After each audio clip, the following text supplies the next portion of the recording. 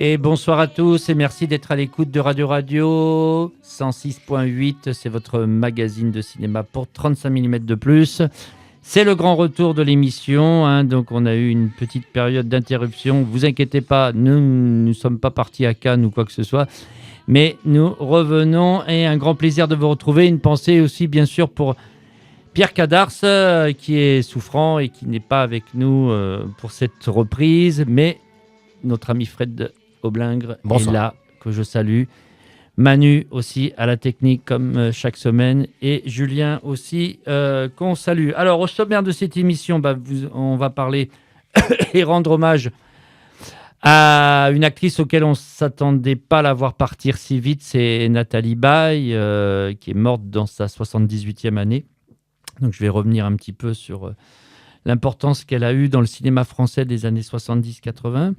On parlera aussi cinéma avec le nouveau film du réalisateur de La Famille Assada, Nakano. Ça s'appelle Mon grand frère et moi. Donc Fred vous en dira un mot tout à l'heure. On parlera bien sûr actualité DVD avec 3 sorties importantes. Tout d'abord La guerre des gangs de Lucio Fulci, qui sort dans une très très belle édition accompagnée d'un livre de Lionel Grenier chez Artus Film. On écoutera d'ailleurs 2 morceaux aussi de la sublime musique de Fabio Frizzi. Et je vous annonce aussi au même moment qu'il y a la biographie de Fabio Frizzi qui sortira, qui vient d'être traduit de l'italien en France et qui sortira chez nos amis d'Artus Film. On parlera aussi du destin de Youssef Chahine qui sort aussi, je pense, moi, peut-être se tromper, mais je pense pas. Pour la première fois en DVD et en Blu-ray, donc en France, chez l'éditeur Tamassa. Et on finira avec un superbe western qui, lui, était déjà sorti chez Wallside Vidéo en 2012. Ça s'appelle Femme de feu. C'est signé du réalisateur d'origine hongroise André de Toth. Film qui a été découvert en France grâce à Bertrand Tavernier, notamment, qui était un grand ami de Toth et qui est un western absolument essentiel et sublime et qui ressort là aussi dans un très beau Blu-ray grâce aux gens de Sidonis. Mais on va commencer tout de suite donc par le décès de Nathalie Baye. Alors on la savait malade.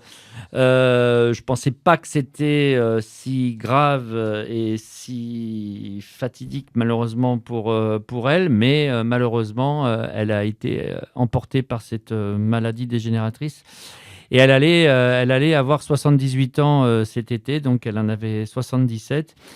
Et Nathalie Baye a été une de ces actrices françaises qui a beaucoup compté pour le cinéma français des années 70 et même des années 80.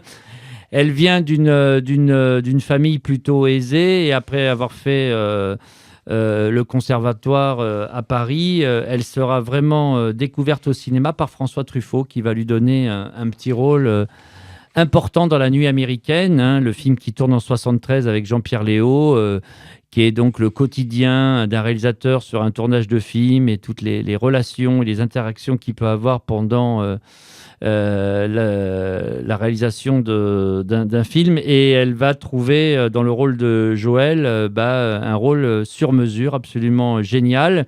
Il y a 2-3 scènes qui sont assez cocasses, notamment avec Bernard Ménez. On oublie que Bernard Ménez a été un excellent acteur aussi, notamment chez Pascal Thomas. Et là, dans ce film, il est excellent. Il joue comme Nathalie Baye, un 2e ou un 3e assistant. François Truffaut s'est donné, bien sûr, le rôle de metteur en scène, à côté de Jean-Pierre Léaud, qui joue l'acteur principal avec Jacqueline Bisset. Bon, c'est un film qui a fait le tour du monde. Il a reçu l'Oscar du meilleur film étranger. C'est un des films les plus importants de la carrière de François Truffaut. C'est le film de la rupture aussi avec Jean-Luc Godard et un petit peu avec l'école de la Nouvelle Vague. On a souvent traité Truffaut d'académique ou qu'il était rentré dans une forme de cinéma commercial. Moi, je pense que c'est un grand film qui n'a pas vieilli. Hein. Il est toujours aussi intéressant et drôle à voir et bien joué. Il y a la musique de Georges Delerue qui est absolument magnifique. Et Nathalie Baye c'est vrai qu'elle fait partie des actrices qu'on découvre vraiment dans ce film.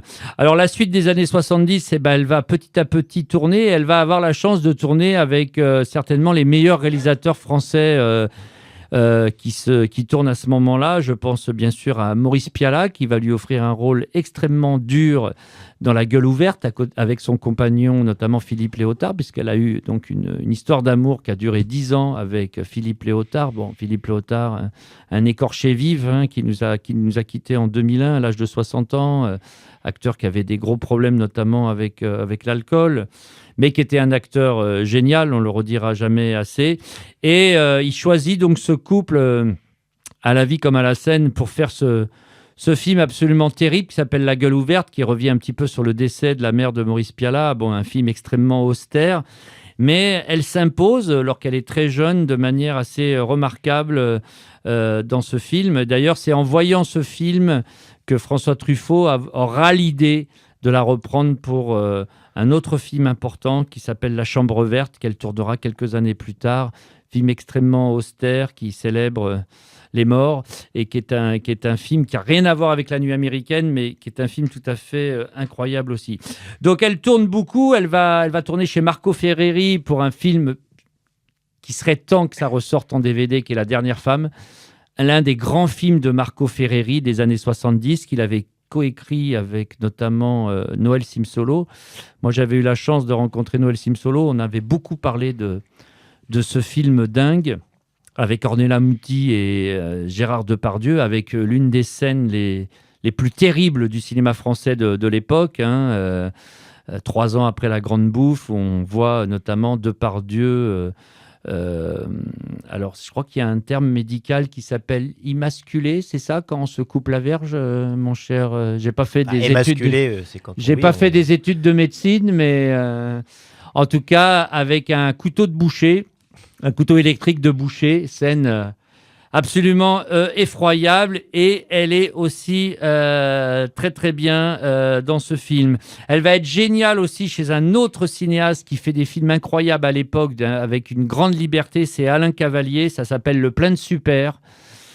Film qui est très représentatif de l'esprit libertaire qui courait dans la France des années 70, à côté de plein de comédiens, notamment Bouchité, qui est génial dans le film.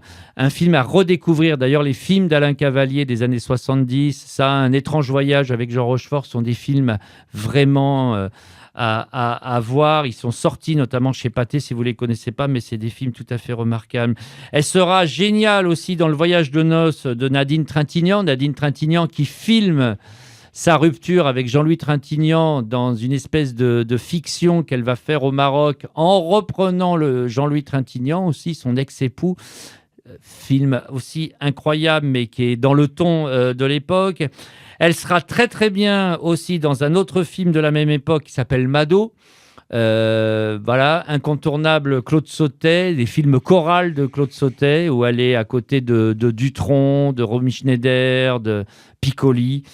Donc, on voit quand même que très vite, elle s'est imposée dans cette décennie de manière naturelle, sans jamais obtenir vraiment un rôle important de premier ordre. On peut dire que c'est quand même Godard et Truffaut, qui est pratiquement à la même période, vont lui donner cette chance-là dans La Chambre verte, comme je l'ai dit tout à l'heure, et puis surtout dans Sauf qui peut la vie, le grand retour au cinéma, entre guillemets, traditionnel de Jean-Luc Godard, qui ne plaît pas à tout le monde, certes, mais Sauf qui peut la vie, bon, c'est un ovni cinématographique. Je ne l'ai pas revu depuis très longtemps, je ne sais pas si ça tient vraiment la route, ça a ses fans.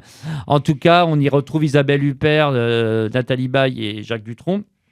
Et puis, va arriver une première rencontre qui, à mon avis, un rôle déterminant dans la carrière de Nathalie Baye. C'est le rôle de Laurence dans Une semaine de vacances. Un film peu connu, je dirais, de Bertrand Tavernier, mais qui est une vraie merveille. Bertrand Tavernier qui s'est toujours interrogé sur le problème de l'éducation scolaire en France. Il fera d'ailleurs 2 films importants, puisque 20 ans plus tard, il fera Ça commence aujourd'hui, avec Philippe Torreton, qui est peut-être l'un des plus beaux films qui a été fait sur le métier de prof.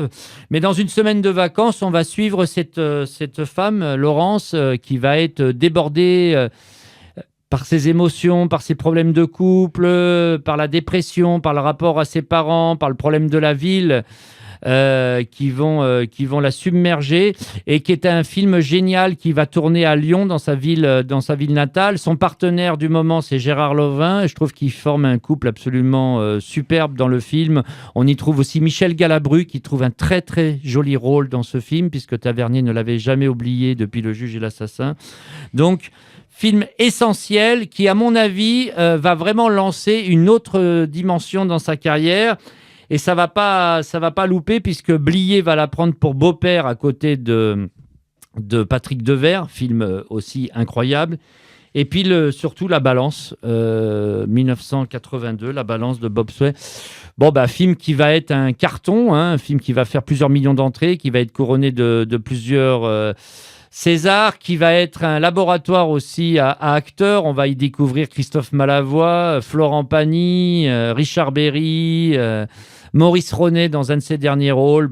Pour ceux qui ne connaissent pas le Paris des années 80, le Paris du Nord, le 18e, le 19e, Barbès, c'est un film qui, à mon avis, est un marqueur essentiel de ce qu'a été le polar urbain des années 80. D'ailleurs, ça va même un petit peu dynamiser une espèce de vague de polar à ce moment-là, même s'il y a beaucoup de films qui vont se faire. Je pense à Ronde de nuit, je pense à des films comme ça qui vont être essentiels. En tout cas, elle joue le rôle d'une prostituée dans ce film. Elle joue Nicole Danet, et autant vous dire que là, elle va exploser littéralement. Elle va avoir un César, et elle va prendre une autre dimension, surtout qu'à ce moment-là, elle va aussi donc avoir son histoire d'amour avec Johnny Hallyday, et va naître de cette union Laura Smet, comédienne que vous connaissez aujourd'hui. Par la suite, elle va encore tourner des films importants. Moi, je trouve qu'elle est géniale dans notre histoire de Blier, à côté d'Alain Delon,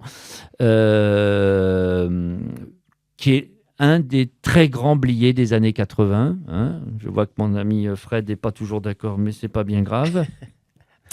Et puis elle va faire des films un peu plus commerciaux, comme Rive droite, Rive gauche, ou Le Retour de Martin Guerre avec Depardieu. Mais elle va devenir une actrice extrêmement populaire, à l'image même de ce qu'est Isabelle Huppert et Catherine Deneuve, on va dire à ce moment-là. Et je mettrais en quatrième aussi Adjani, même si après L'été meurtrier, elle va moins tourner. En tout cas, elle va devenir un pilier du cinéma français, avant de prendre du recul après la naissance de sa fille, et avoir une carrière un petit peu différente dans les années 90-2000.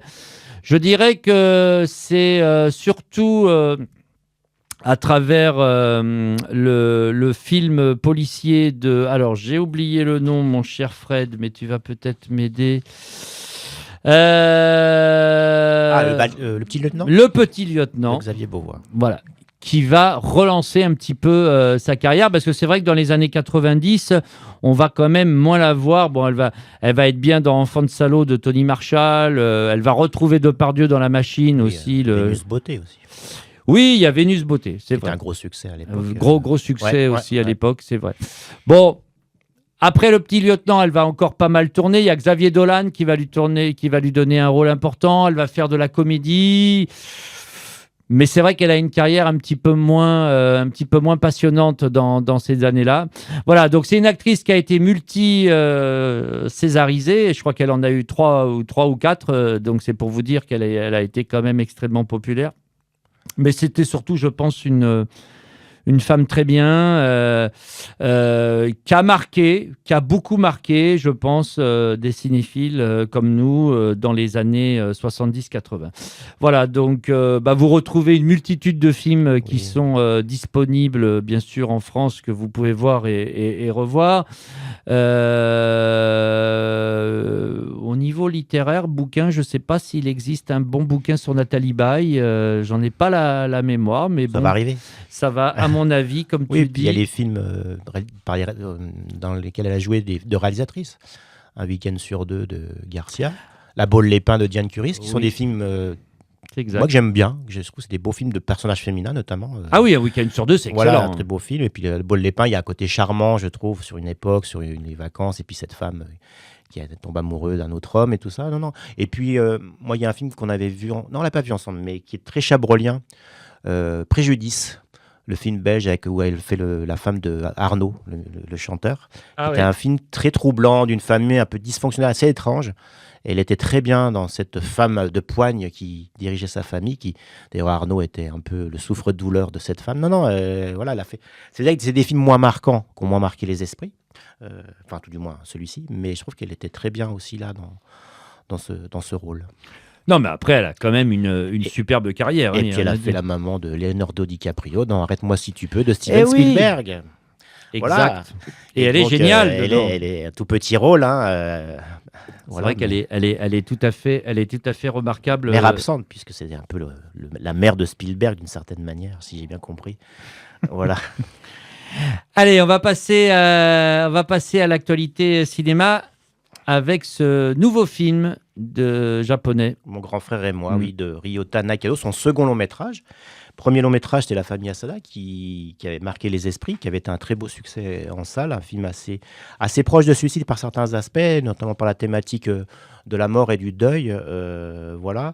Et je trouve que c'est un cinéaste qui se rapprocherait un peu de la mouvance de l'esprit des films de Koreeda, avec ses portraits aussi d'enfants notamment, et puis le rapport au deuil, qui est très très important chez Nakano. L'histoire assez simple, c'est Riko qui est une autrice, écrivain qui a un beau succès, comme ça, qui fait des conférences, tout ça. Elle va recevoir un coup de téléphone d'un commissariat apprenant que son frère est décédé dans une petite ville, là, dans le Tohoku, là où il y a eu Fukushima, tout ça. Et on lui dit qu'il faut qu'elle revienne récupérer le corps, les cendres de son frère. Et on va découvrir que ce frère, elle ne l'a point vu depuis de nombreuses années, même après le décès de leur mère, chez qui ils vivaient. On sent qu'il y a une rancœur, il y a quelque chose, voire plus une jalousie aussi vis-à-vis de son frère. Et on va découvrir au fur et à mesure un peu son passé, leur relation notamment enfant. Et en retournant dans cette ville pour récupérer les cendres de son frère, elle va rencontrer aussi une de ses femmes et sa fille, a priori qu'elle n'a jamais vue, puisque je crois qu'elle a coupé toute relation avec son frère.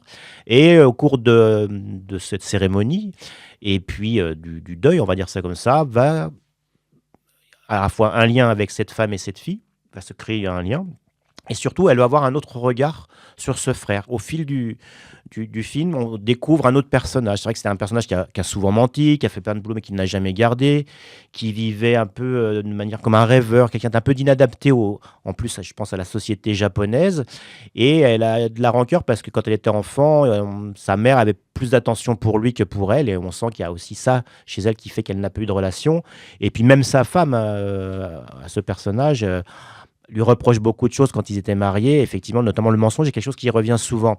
Et au fil du film, puisque Ryoko va découvrir à travers le neveu, parce qu'on apprend qu'elle a un neveu, qu'il a eu un enfant, un jeune garçon assez mutique, réservé, tout ça, donc je pense qu'aussi il est marqué par la disparition de son père, et à travers cet enfant, elle va découvrir son frère, notamment avec l'appartement dans lequel il vit, des lieux où ils allaient ensemble, et petit à petit, elle va se rendre compte, effectivement, il y a quelque chose de vrai, effectivement, c'était quelqu'un de menteur, donc avec qui il était difficile de créer quelque chose. Et puis en même temps, à travers ce personnage, comme je disais, un peu inadapté, un peu rêveur. D'ailleurs, il y aura une scène de réminiscence aussi enfant qu'elle avait un peu oubliée, une scène assez centrale, comme quoi son frère n'était pas juste un peu son bourreau par moment, mais aussi quelqu'un qui lui a fait découvrir des choses dont elle avait totalement oublié la chose. Et du coup, au fil du film, une espèce de, comment je dirais, de réconciliation se fait.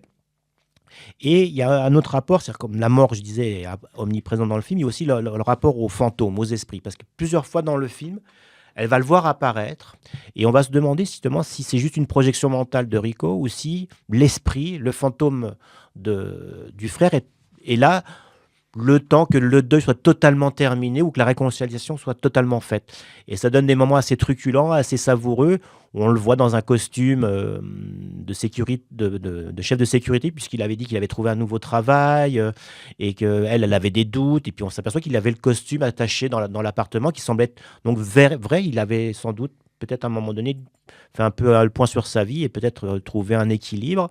Et voilà, des petites choses sur des lieux aussi comme ça, et ça donne des moments assez savoureux, assez touchants. Ça me rappelle un peu des films comme Vers l'autre rive de Kiyoshi Kurosawa, sous un autre registre, mais le rapport aux âmes, aux fantômes, qui a un rapport très, je pense, asiatique. Il y a aussi qu'en Thaïlande aussi, il y a beaucoup de films, de littérature autour de ça, et des gens y croient beaucoup. Et donc, ça donne un aspect un peu surnaturel, un peu réaliste aussi, si je puis dire. Et donc, voilà, il y a ces moments où le frère apparaît encore, donne des moments à la fois, comme je disais, drôles et touchants. Et puis, jusqu'à ce que le neveu va être adopté par la demi-sœur et sa maman qui n'est pas génétique, mais qui va le devenir. Et ça donne, voilà, ce petit garçon une nouvelle vie. Et voilà, comme dans la famille Asada, où la photo avait un rôle très important dans la réconciliation, dans le deuil, et ben là, ces fantômes, ces souvenirs vont aider tous ces personnages à s'apaiser ou à se trouver aussi, puisque, comme je disais, Rico ne connaissait pas cette femme-là. Et donc, une nouvelle famille, on pourrait dire ça comme ça, va naître. Et voilà, et c'est vraiment un chouette film, je trouve très délicat, très subtil. La mise en scène est très très simple, mais il s'attache beaucoup au visage des personnages, à leurs mots aussi. Et puis j'aime bien le montage quand il fait le parallèle entre l'enfance et le présent, où tout résonne, où les plans résonnent les uns avec les autres. Voilà, ça donne des moments assez délicats, moi je trouve. Voilà, pour l'instant le film n'a pas le succès de la famille Asada, qui est pourtant sorti par le même distributeur.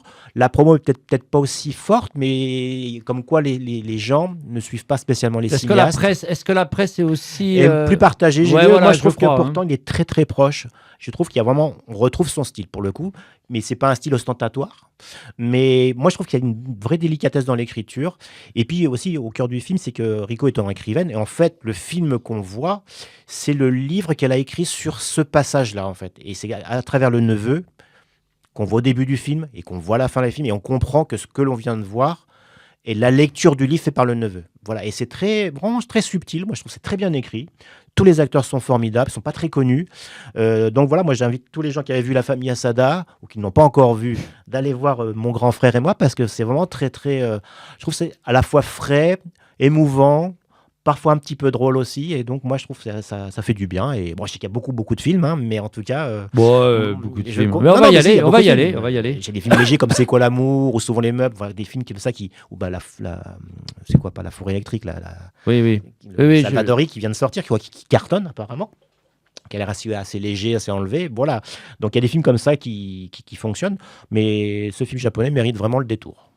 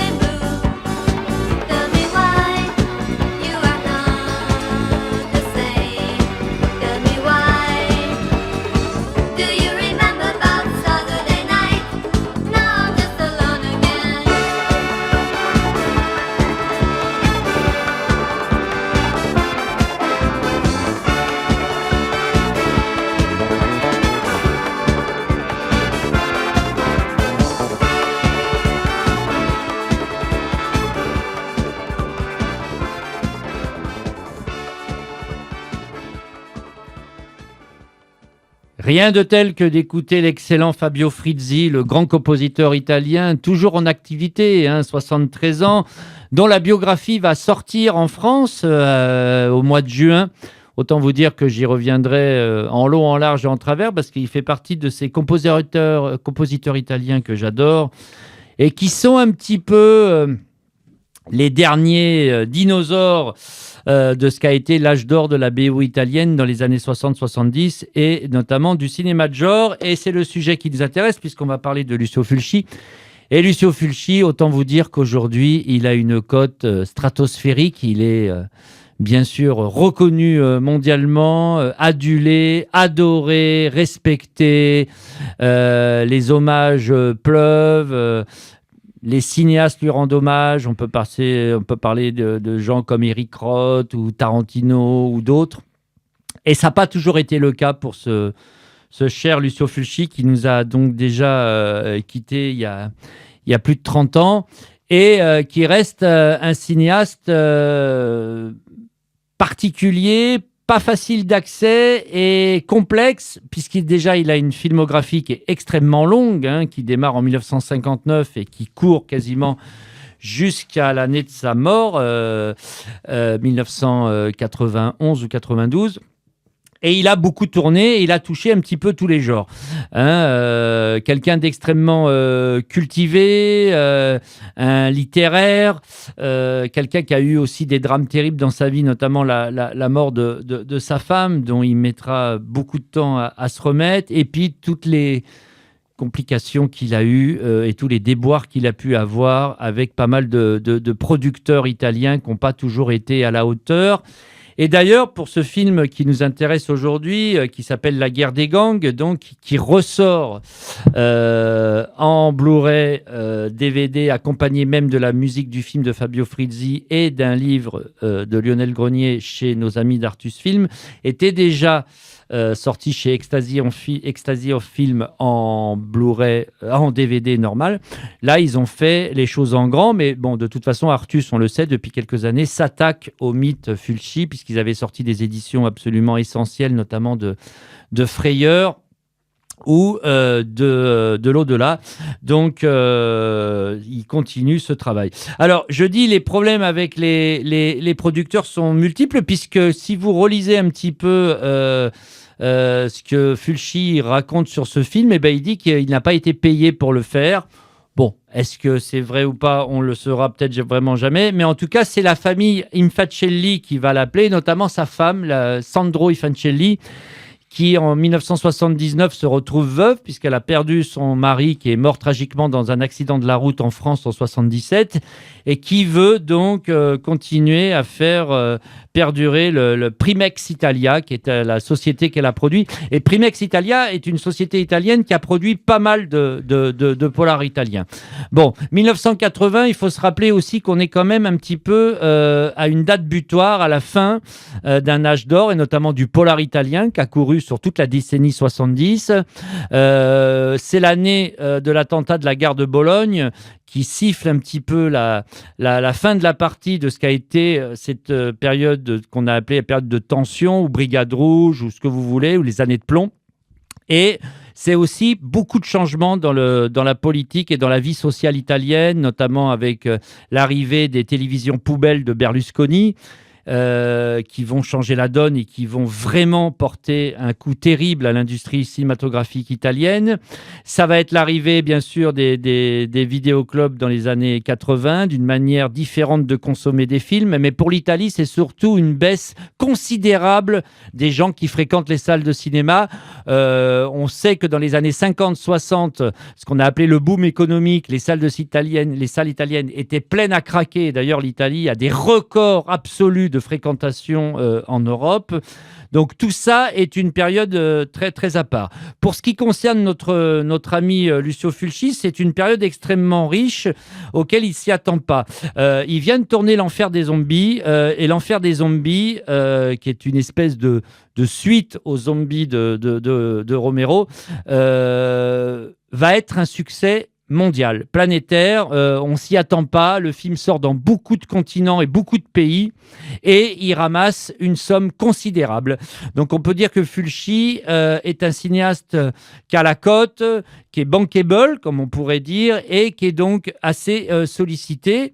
Et avant de reprendre son pas vers le cinéma macabre, puisque juste après La Guerre des gangs, il va tourner encore 2 chefs-d'œuvre absolus, qui sont à la fois Frayeur et L'Au-delà, on lui propose ce petit polar, et il est plutôt emballé, donc il va remodeler ça un petit peu avec son équipe, notamment avec Ettore Sanzo, qui est son grand scénariste, et l'idée est d'aller tourner à Naples, et de parler un petit peu ce qui se passe dans la baie de Naples.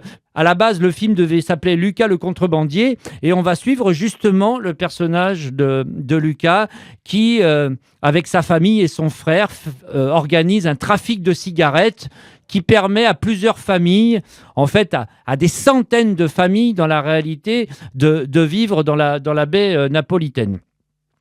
Mais ce qui va se passer, et là on voit qu'il y a une filiation avec les Italiens, regardent toujours ce qui s'est passé outre-Atlantique. On sait qu'en 71, il y a eu le film French Connection de William Friedkin. On a mis en lumière la French Connection, le trafic de drogue entre Marseille et New York. Et dans ce film, il y a un personnage assez sadique qui est joué par un acteur qu'on aime tous, qui est Marcel Bouzoufi. Et l'idée du film, en fait, c'est de voir arriver un Marseillais qui serait interprété par Bouzoufi, qui vient dérégler un petit peu et changer la donne dans ce trafic de cigarettes pour y imposer notamment des drogues dures comme l'héroïne ou la cocaïne. Et le film va se baser sur cet affrontement terrible entre les contrebandiers napolitains et la mafia marseillaise, interprétée et portée par un Marcel Bouzoufi, qui d'ailleurs dans le film s'appelle Le Marseillais, il n'a même pas de prénom, et qui est génial. Mais la touche absolument essentielle de ce film, c'est celle que va apporter Lucio Fulci avec un rapport au cinéma gore, qui va bien sûr instaurer dans le cadre du polar, puisque le film comporte plusieurs scènes absolument hallucinantes, notamment une scène où nous avons un personnage qui se fait littéralement brûler au chalumeau, scène qui sera reprise en hommage, je crois que c'est Eric Roth, dans un de ses films, qui reprendra pratiquement la même scène. Eric Roth, qui est un fan absolu de... Eli Roth, qui est un fan absolu de Fulci. Et on y voit d'ailleurs plusieurs scènes qui sont vraiment la touche de Fulci, c'est-à-dire un côté extrêmement gore, macabre, violent, qui en font une touche un petit peu à part. Alors, on sait qu'à l'époque, la critique n'a pas toujours été encensée, puisqu'on a dit que ça faisait un petit peu grotesque, toujours un petit peu trop. Chez Fulci, il y a toujours le trop chez Fulci. Mais c'est ce qui fait aussi son cinéma, c'est ce qui fait qu'il est adoré et ce qu'on aime aussi chez lui. Par contre, très vite, Lucio Fulci s'est trouvé à court de moyens. Alors ça, c'est pareil. Lionel Grenier n'explique pas vraiment pourquoi. Mais bon, paraît-il qu'au bout de 3 semaines de tournage, le film démarre en décembre 79 à Naples, il manque de l'argent. Pas de problème, les gars. On est à Naples, on va arranger tout ça. On va aller voir donc les vrais contrebandiers, les vrais trafiquants de cigarettes, qui, pour promouvoir un petit peu leur activité et se donner une espèce de respectabilité, vont aider à produire le film. Et il y a plusieurs scènes, si vous vous rappelez du film, pour ceux qui l'ont vu, notamment des scènes dans la baie où on voit avec des bateaux offshore, tout ça. Il y a pas mal de scènes assez spectaculaires d'action. Et ben, c'est des véritables contrebandiers napolitains qui ont participé au tournage de ce film, ce qui en fait tout le charme et tout l'intérêt. Alors, je ne vais pas vous dire que c'est le chef-d'œuvre absolu de Lucio Fulci. Fulci aimait particulièrement ce film. Il a même souvent dit dans des entretiens qu'il le considérait quand même ses meilleurs. Moi, je trouve qu'il a fait quand même tellement de grands films que je ne le mettrais peut-être pas... je suis beaucoup plus fan du Venin de la peur ou de Liens d'amour et de sang, enfin, il en a fait tellement, ou Le temps du massacre, ou même la trilogie macabre avec Frayeur, La maison près du cimetière, ou Les Ventreurs de New York, qui est pour moi un chef-d'œuvre aussi absolument. Mais en tout cas, c'est un polar tout à fait musclé. C'est intéressant de voir aussi l'un des grands cinéastes italiens de l'époque s'intéresser à ce genre. Il faut savoir que le genre, à ce moment-là, il est aussi complètement essoufflé. Hein. On va voir apparaître toutes les comédies débiles de Bruno Corbucci, notamment avec Thomas Milian, qui vont vraiment ruiner le genre. Et puis, comme je vous l'ai dit tout à l'heure, de toute façon, on va changer d'époque, on va changer de décennie. Mais Fulci est un des rares cinéastes italiens à avoir brillé dans les années 60-70, a joué des pièces importantes dans les années 80. Le cinéma macabre, notamment Frayeur et La maison près du cimetière, restent des films de haute volée qui sont très représentatifs du dernier âge d'or du cinéma populaire italien, puisqu'après vous allez avoir les films apocalyptiques ou les Vietnam Spaghetti qui vont paraître. Je suis nettement moins fan, ça a ses défenseurs, je sais qu'il y a des gens qui adorent ça, 2019, la chute de New York ou quoi que ce soit, mais on sait quand même qu'à la mi-temps des années 80, tout est joué quand même pour ce qui représente le cinéma populaire italien. Alors, dans les bonus de cet excellent coffret, vous avez un entretien de Fabio Testi. Autant vous dire que Fabio Testi, c'est un acteur génial. Il est en pleine forme, hein, il a 80 balais, on le voit sur son beau canapé avec son chien. Mais en tout cas, il raconte plein de belles choses sur le rapport, notamment qu'il a eu avec Lucio Fulci, avec Marcel Bouzoufi, comment s'est passé le tournage, tout ça. Donc, ce sont toujours des témoignages qui sont importants et qui resteront importants dans les années à venir. Et puis, vous avez, je le disais, je finirai avec ça, puisqu'on réécoutera un autre morceau tout à l'heure, la musique de Fabio Frizzi. Certes, elle ne plaît pas à tout le monde, mais moi, je la défends et je l'adore. Et puis surtout, cette collaboration exceptionnel qu'il y a eu entre Fulci et Fabio Frizzi. N'oubliez pas que Frizzi a signé notamment la musique de Frayeur ou de l'au-delà, et ce sont des bandes originales de films que je porte au plus haut de ce qui a été fait dans la production italienne. Donc bravo à l'équipe d'Artus de nous proposer encore un Lucio Fulci.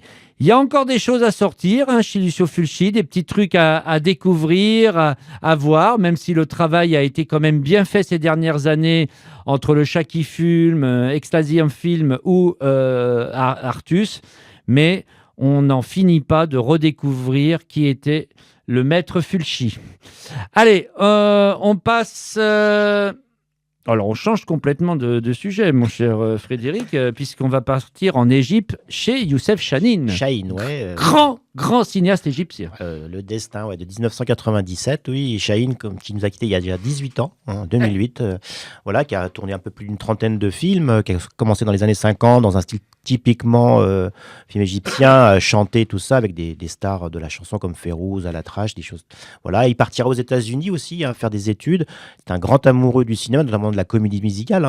Voilà. D'ailleurs, dans beaucoup de ses films, il y aura jusqu'à la fin de la chanson, de la danse, des numéros musicaux.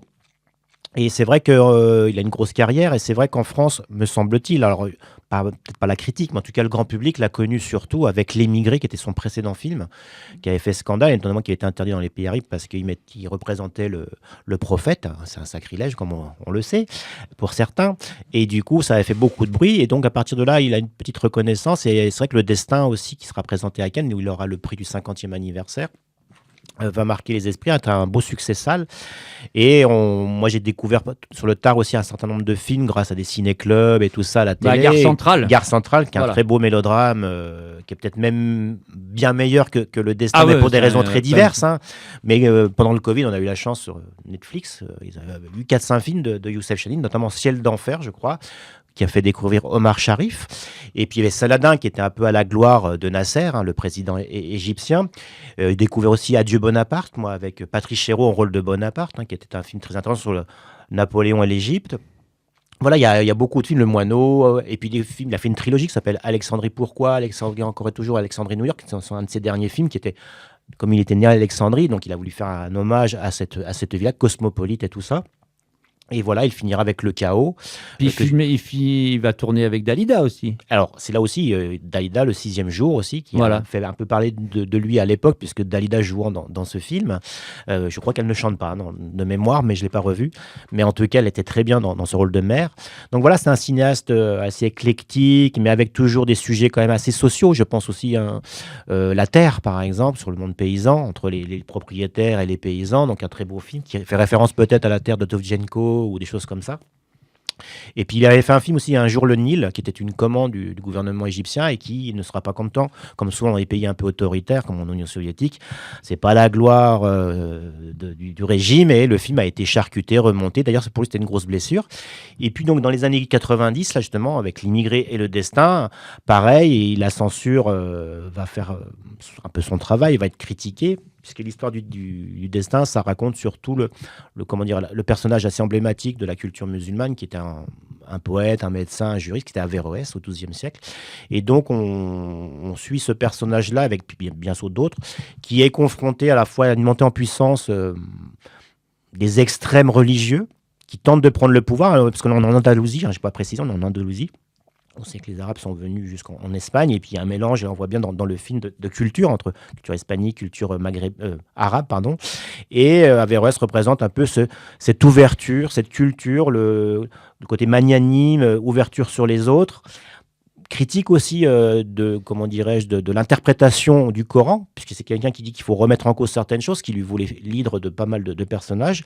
Et le calife, qui est son ami, qui est quand même un homme de pouvoir, qui doit combattre aussi contre les chrétiens, est un proche de lui, parce qu'il il donne des conseils, mais le calife est quand même quelqu'un d'assez orgueilleux, qui prend des décisions un peu tout seul, et parfois le met de côté. Notamment, il y aura un moment où un homme doit être exécuté, et Averroès décide, comme il est juriste, avocat, de ne pas le condamner à la mort, mais de l'emprisonner à vie. Et ça va lui causer du tort, puisque le calife dit qu'on remet en cause sa parole, donc il va un peu l'éjecter du pouvoir. Et puis en parallèle, il y a le fils du calife, Abdallah, qui est un homme qui aime la musique, qui aime la culture, la philosophie, puisque Averroès a traduit notamment beaucoup d'Aristote, fait des commentaires de l'œuvre d'Aristote. Abdallah, pourtant quelqu'un qui aime la musique, qui aime danser, qui aime se cultiver, à un moment donné, va être kidnappé par des extrémistes, va lui laver le cerveau de manière très brutale, coercition, violence, on va l'emmener dans le désert sans boire. Alors, un peu par enchantement, je dirais ça peut-être un peu rapide, un peu facile, va suivre la cause de ces extrémistes et va en vouloir à son père et à Averroès. Je ne vais pas raconter tout le film, mais en tout cas, comment ça peut basculer. Même si quelqu'un qui est assez ouvert et d'esprit assez intelligent peut basculer aussi dans l'extrémisme. Et le film raconte ça en filigrane. Donc on est en 97, 4 ans avant les attentats d'Al-Qaïda aux États-Unis, mais le djihadisme ou les extrêmes existent depuis longtemps, même dans les années 80 au Liban, avec le djihad islamique. Et puis il y avait les frères musulmans qui a été créés en Égypte, et considéré, moins maintenant, parce que c'est quelque chose qui s'est un peu modéré, mais qui était considéré comme un agent terroriste pour pas mal de pays arabes. Donc voilà, et je pense que Chani, en faisant ce film-là, veut un peu mettre en garde de ce qui pourrait se passer, de ce qui est en train de se passer. Alors on peut dire que c'est un peu naïf, une sorte de dialyse de la part de Youssef Chani, en pensant que aussi à travers la littérature, la poésie, la science, on peut combattre, et je pense qu'on peut, mais de penser que le film va peut-être éclairer, aider les gens. On voit bien que l'histoire donne tort à Youssef Chahine, mais en tout cas, ce qui est beau aussi dans le film, c'est ces 3 moments chantés. Et je pense qu'aussi, comme on sait que chez les islamistes notamment, que tout ce qui est plaisir, désir, le fait de chanter, on voit des gitanes, notamment cheveux longs, avec des grandes robes qui se trémoussent, on va dire ça comme ça, est mal perçu. Et je pense que quand il met ça dans son film, c'est aussi pour un petit clin d'œil, un pied de nez à tous ces gens-là. Et ça amène de la fraîcheur. Et les morceaux composés par Kamal El Tawil et Yoya El Mouzi sont des super morceaux, à la fois oriental, espagnol par moment, là, les sons, et c'est une très très belle musique. Et puis voilà, tous les acteurs sont super. Il y a un autre personnage dont j'ai pas parlé, qui débute le film, c'est Joseph. Joseph, en fait, ça commence à Carcassonne, c'était tourné à Carcassonne, où son père, qui a traduit Averroès en français, va être brûlé comme hérétique. Et lui va récupérer les livres qu'il a traduits, les amener en Andalousie pour les protéger. Et il fera le chemin inverse, en protégeant les œuvres d'Averroès, en essayant de les ramener en France, parce que lui, il parle arabe et français, il va les traduire. Donc, il va faire un parcours inverse, ramener en France pour protéger les livres. Donc, il y a aussi ce personnage qui est super passionnant, et d'essayer de protéger cette culture. Et notamment, le final finira où Averroès va être banni. Ses œuvres il y a des autodafés, on brûle ses livres, le calife donne l'ordre même. Et je crois que historiquement, c'est vrai qu'il a été banni, le calife l'a un peu mis de côté. Et quand Joseph vient le voir, il dit « J'ai réussi à protéger vos œuvres, il va prendre un de ses livres devant un islamiste, il va le mettre au feu, le plan finit là-dessus. Il a l'air de dire, je le brûle, mais il sait que son œuvre est sauvée, que ses idées vont pouvoir continuer dans l'avenir à être étudiées, transmises. Donc voilà, donc c'est un film qui est à la fois généreux, qui est beau, parce qu'il y a quand même beaucoup de figurants. On sait quand il a fait Saladin, il y avait un nombre de figurants assez impressionnant. Il y a un côté péplum par moment. Un gros mélodrame aussi musical.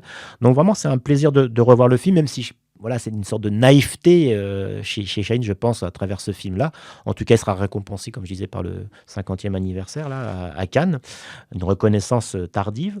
Et dans les bonus, donc il y a Amal Germazi, qui est une jeune universitaire qui enseigne le cinéma, qui raconte un peu l'œuvre, qui explique l'œuvre de Chahine et puis les déboires avec la censure. Et puis, il y a un petit documentaire de 25 minutes produit par Hubert Balzan, qui a produit aussi le Destin, qui revient sur le tournage du film. On voit des extraits du tournage. Et puis Chahine qui parle très bien français, comment il voit le cinéma, comment on fait du cinéma. Il parle des jeunes qui veulent faire du cinéma, mais faire du cinéma, ça demande de l'engagement, du temps. Il faut vivre pour ça. C'est pas évident. Donc on peut pas être cinéaste ou acteur comme ça. Donc il est assez intransigeant. Mais comme il dit, j'ai 70 ans, presque 80.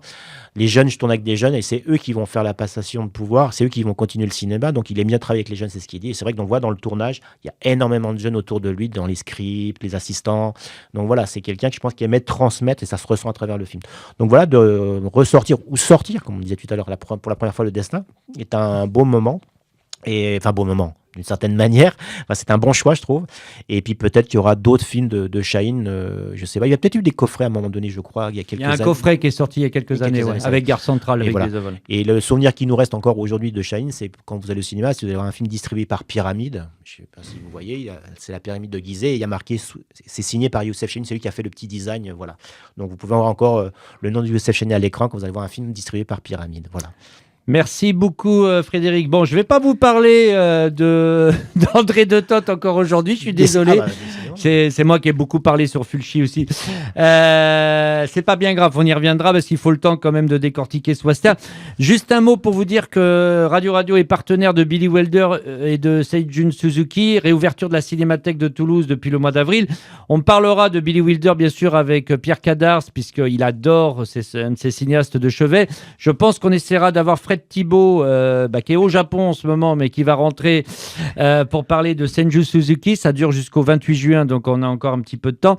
Et puis je sais que vous avez adoré la musique de Fabio Frizzi, donc je vais vous mettre un deuxième petit morceau parce que ça serait quand même dommage de ne pas se quitter avec le grand Fabio Frizzi qui devait certainement déjà se moquer de la télévision poubelle de Berlusconi. On est en 1980, mais en tout cas, c'est un des grands musiciens italiens. Merci bien sûr à Manu qui nous a fait la technique, à Julien, à Fred, et on se retrouve très vite sur le 106.8 de Radio. Bonne semaine à vous.